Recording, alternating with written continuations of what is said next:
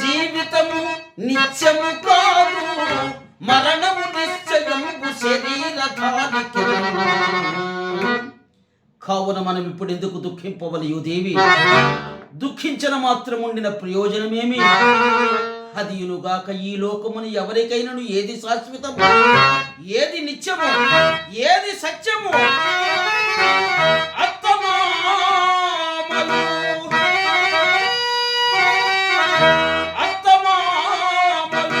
అన్నదమ్ములు ఆలు బిడ్డలు కన తల్లిదండ్రులు దేహముల స్థిరములు.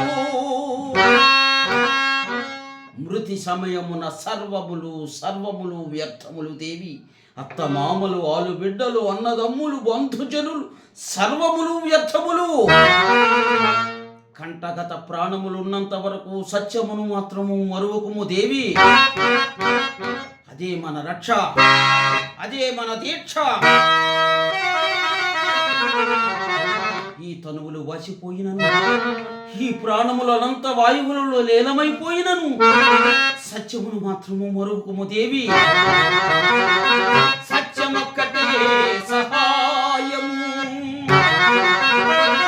సత్యమొక్కటే సహాయము, సత్యమొక్కటే సహాయము,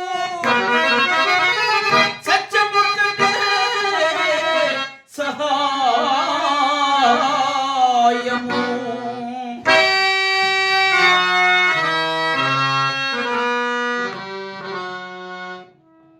ఏది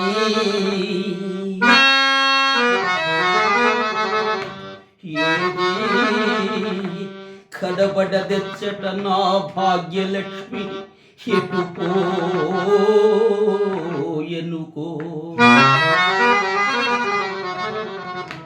అడుగులు మెల్లగా నిడుచు ఎంతో బరువైన మూటను శిరముపై నిడుకుని చూపులు నా వంకకి తిరిగి చూచుచు దాటిపోయెను